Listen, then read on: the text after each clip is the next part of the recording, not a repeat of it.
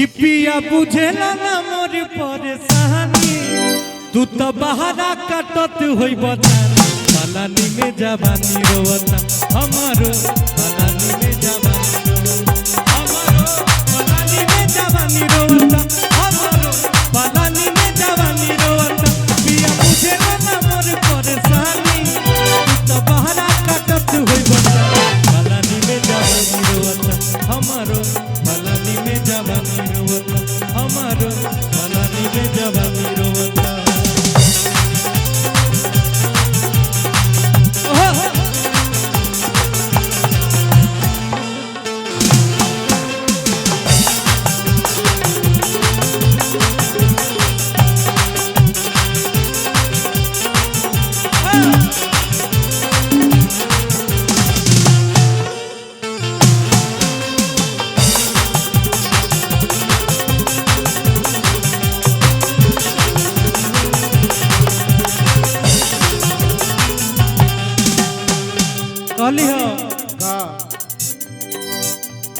कि बिरह वियोग के रोग लगा के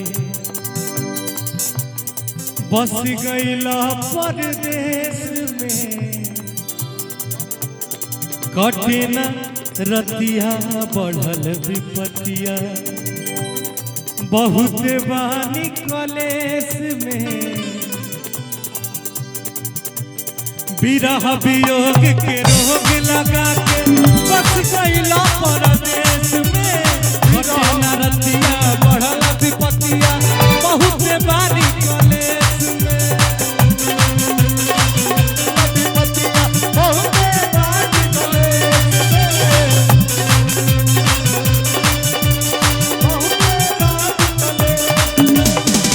कि नींद नैना से करे छेड़खानी हो नींद नैना से करे छेड़खानी आ प्यासा मनवा के मिले नहीं पानी पलानी में जवानी रोवता हमारो पलानी में जवानी रोवता हमारो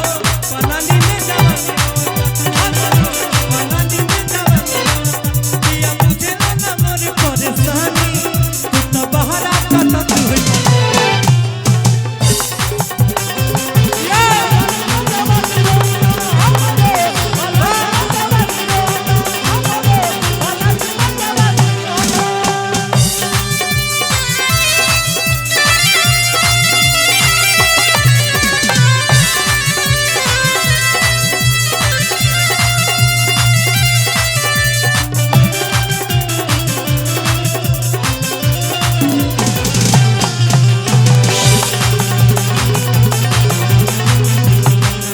कहली है। अब देखी औरत के बात देखी। अब बड़े भाई मुन्ना मोहित जी ने ये गाना लिखा है, क्या कवि की कल्पना देखिए कि बिहू की के बिंदिया रोए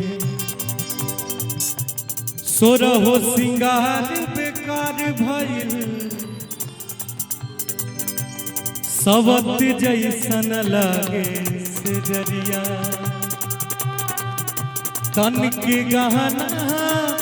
भारी भइल बिहू की के रोए बिंदिया सोरहो सिंगार बेकार भइल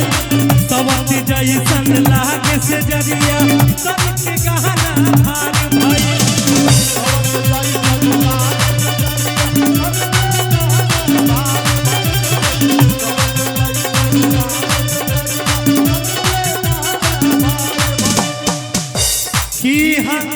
कहीं से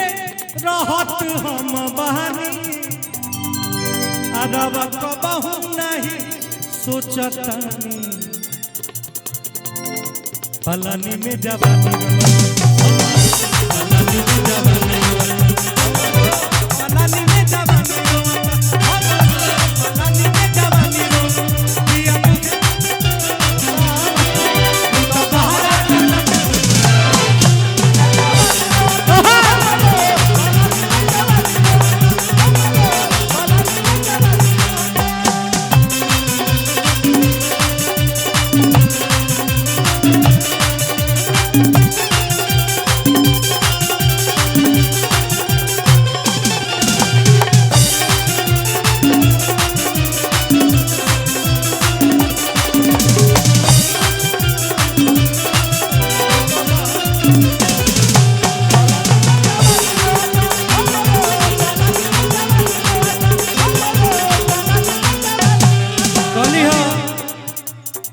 कि लागता कि बलमुआ कवनो सबत पहया झुरा गईला। भौजाई लोग के सबसे पहिलका टेंशन ये होला कि कहीं उन्हें लाभ का तो नहीं के हो गई बम्बई में कि लागता कि बलमुआ कवनो सबत पहया झुरा गईला। आ जब से गईला याद न कईला हमारा के तू भूला गईला। लागता कि बलमुआ कवनो सबत पहया झुरा गईला। जब से गईला याद न कईला हमारा के तू भूला गईला।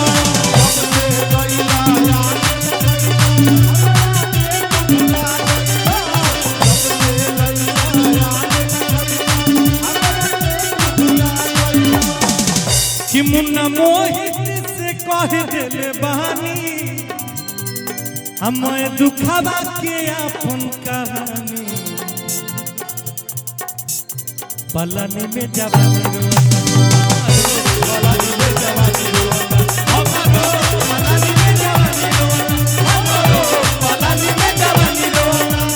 बुझला न मोर परेशानी तू तो बहरा कटत हुई बता।